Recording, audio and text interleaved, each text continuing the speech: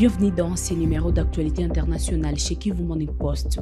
Le gouverneur du sud Kivu sous le régime de Kinshasa, Jean-Jacques Purusi, annonce la réouverture de la frontière congolo-burundaise de Kanvivira dans moins de 3 jours.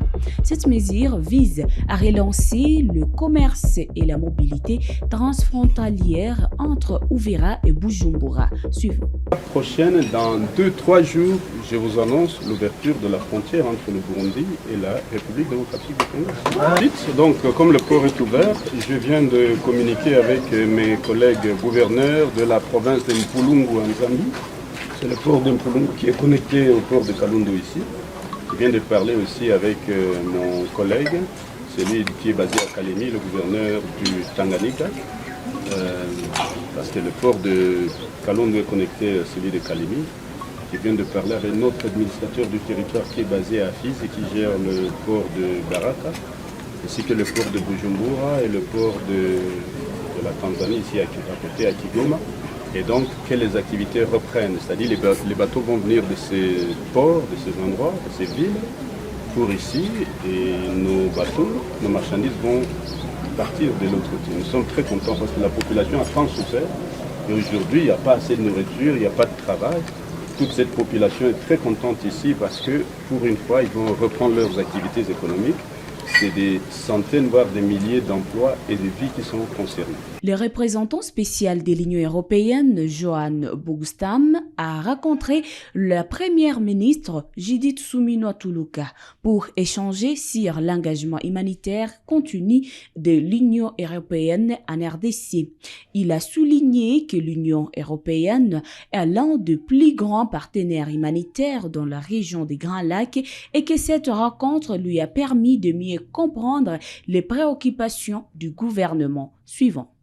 Donc, avec ma délégation, on a échangé avec Madame la Première ministre et sa délégation, surtout sur l'engagement continu de l'Union européenne pour la République démocratique du Congo, notamment sur ce que nous faisons en termes d'assistance humanitaire. Vous savez, maintenant, l'Union européenne, c'est le plus grand partenaire humanitaire dans la région de Grand Lac. Et donc, c'était extrêmement pour moi de mieux comprendre aussi les priorisations de Madame la Première ministre.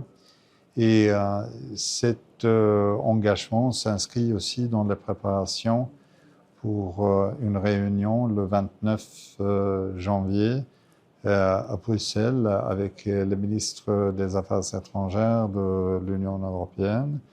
Le dossier Grand Lac est inscrit sur l'ordre du jour. Donc c'est évidemment très important pour moi de me rendre sur le terrain, d'engager les notables. J'ai aussi partagé avec Son Excellence Madame la Première ministre un déplacement récent à Burundi où j'ai pu rendre visite à un camp de réfugiés des Congolais à Busuma avec une population maintenant de 68 000 réfugiés. Mais l'Union européenne a réussi de financer ce camp et j'étais là aussi lors d'un acheminement de 73 tonnes de matériaux humanitaires. Mais bien évidemment, on a aussi touché sur la coopération plutôt globale, disons, entre l'Union européenne et la République démocratique du Congo. Donc pour moi, c'était une manière de vraiment manifester l'Union européenne comme un partenaire solidaire, fiable et prévisible. Et ça reste malheureusement énormément de choses à faire. Et comme je viens de constater, l'Union européenne est maintenant le plus grand partenaire, le plus grand bailleur pour ce qui est de l'assistance humanitaire dans la région entière des Grands Lacs, mais surtout en République démocratique du Congo.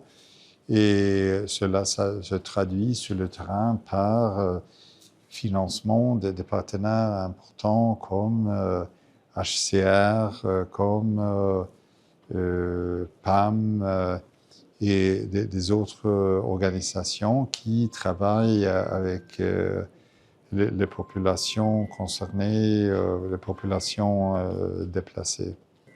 Non, je ne dirais pas que c'est forcément des préoccupations en soi. C'était un message important pour moi au part de l'Union européenne que nous, en tant que partenaires de la République démocratique du Congo, c'est extrêmement important pour moi de me rendre sur le terrain afin que Madame la Première ministre puisse, à travers moi, convoquer des messages pertinents aux ministres européens lors de cette réunion le 29 janvier.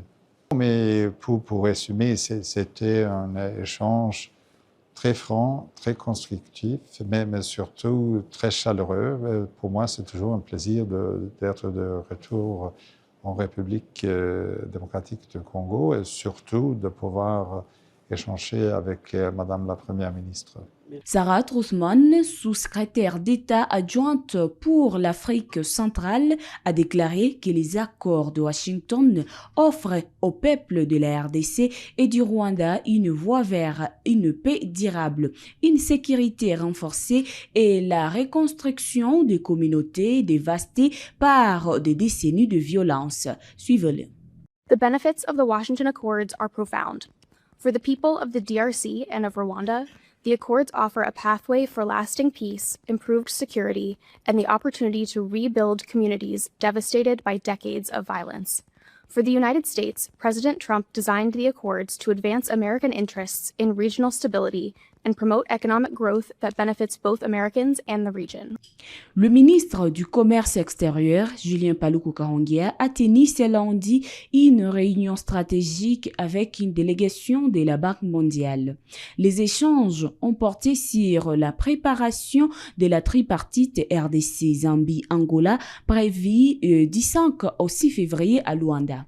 L'accélération du corridor de Lubidon, l'évaluation des projets de facilitation du commerce et d'intégration de la région des Grands Lacs et le rôle de la CPGL dans la mise en œuvre de l'accord de paix RDC-Rwanda. Alors, nous venons d'avoir un entretien extrêmement riche avec son Excellence, Monsieur le ministre du Commerce extérieur, et nous avons abordé 3 questions extrêmement importantes. La première, le corridor de Lobito et la nécessité de travailler sur ce corridor comme étant une plateforme d'échange régional, facilitation du commerce au niveau régional et de création d'emplois dans les villes le long du corridor.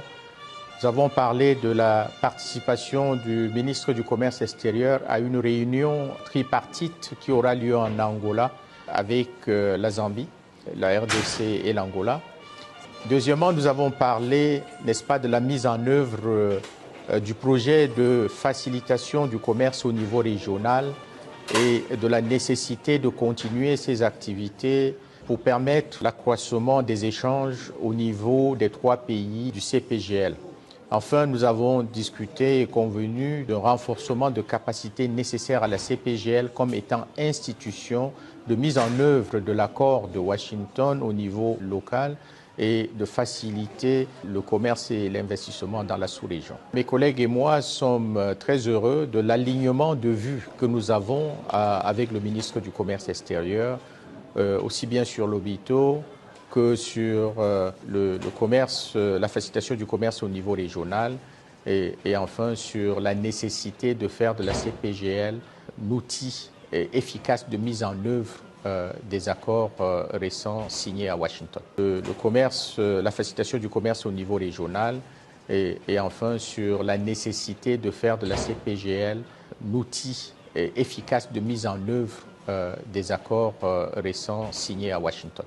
C'est tout pour l'actualité internationale. Si c'est votre première fois de nous suivre, n'oubliez pas de vous abonner et d'activer la cloche de notification pour être à la ligne des informations avec nous, Kivu Morning Post.